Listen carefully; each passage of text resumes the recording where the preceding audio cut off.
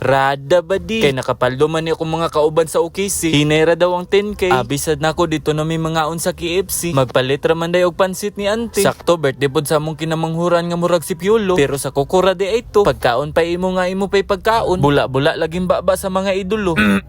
Ay, syempre. Kay nindot mandagan sa panahon karon. Ato ning laagon. Unsa pa man di ay kaon na pud atong tirada karon. Mate kapitan at tutong kauban para naitig video sa ato. Ay kabalaka kung dako-dako ng sweldo ni Mita. Bisan pagpalitan ti kag baka, promise ko na sa imuha. Uncha? Mamalit na din mig mga palitonon para sa among panihapon karon. Kay gisugo man tas mga pahong-pahong. Ato na lang yung tumanon. Ang mga palitonon bitaw karon kay gakamahal nga gakamahal. Pero siya kay walay pagmahal. Ultimo pagluto lang og pansit, kulang pa siguro ang 500. O ana mi kakulba mangaon. Busa kung naay kaon sa inyo. Ayaw gyud pagtugad-tugag invite sa amo. Pasensyain na lang gyud sa imong mga bisita. Kay kumuplastar namin sa lamisa. Impas yung bahaw ni Chaminda. Wala gyud pagkaon na matitira. Sa una diring dapita, sagbuton pa ni nga area. Karon ginatapukan na sa mga tao tungod sa klase-klaseng baligya nila. Dili gyud na tumatag na ang panahon ba diba? Kay naa may panahon nga api kita. Naapoy adlaw nga wala ta kabulon sa solusyon sa atong mga problema. May panglanggam lagi, hapsay pang lupad-lupad bisag asa. Pero kung muhiskot lang ta sa iya, wala gyud imposible ihatag gyud ang solusyon sa atong mga problema. Busa laban lang gyud ta. Dili guro ni makawang ang atong pagpaningkamot kung magkugi lang siguro ta oy. Basta magbunga ra lagi na. Gipang slice na din ako ning mga lamasers dira. Kay usama ni makadagdag sa lasa og sa aroma. Basta gali mo slice ko aning sibuyas, makahilak gyud kog wala sa oras. Gi-slice na pud ko ning bawang nga pangpaabog sa aswang. Gibirahan na din nato ning karne para ma-marinate na ni. Basta ako nagali mo timpla ay syempre lami kay na. Gi-marinate pa gani na unsa na lang ka kung masugba na na. Pasintabi day sa mga dili ka kaunog bubuy. While ga-marinate ko dire nagluto na din sila. Syempre dili ni mawala ang pambansang ulam, ang pansit. Bukod sa lamian na budget meal pagyud siya og pangpahaba ng buhay pagyud para sa atua. Dili pud ni magpalupig ning tiil sa manok nga gikan pa sa laing planeta. Kung makakaon ka ani malibat gyud imong mata tungod sa kalami sa akong asawa. Sure ko kining sinugba mo'y mahurot una. Kinsa bagoy dili mahalin una nga ang gatimplaan ng sinugba dating tag-iya sa inasal sa una. Tan-awa ra gud ng texture sa iyang karne. Perti ka quality. Makaingon na lang ka nga mia. Uy, kay gusla naman kay taan nga mga orasa. Manihapon na dayon ta. Una sa tanan magampo ta. Magpasalamat ta sa tanan-tanang grasya. Ilabi na sa mga pagkaon. Unta makahatag ni kusog kabaskog sa atua. Always gyud ta magdayeg sa iya kay bisan pa man tuod makakasala kita gilab gyapon ta niya. Og mangaon na dayon ta. Target lang gyud na nato una ang sinugba. Dili pud ni magpalupig ang tiil sa manok nga giluto ni Yuyo. Basta kay bula-bula gyung baba sa mga kulira. Pansit dayon nga perting lamia. Full tank ng buntaan nga mga orasa. Kay busog naman ta. Diri na dayon nato tapuson ang atong storya.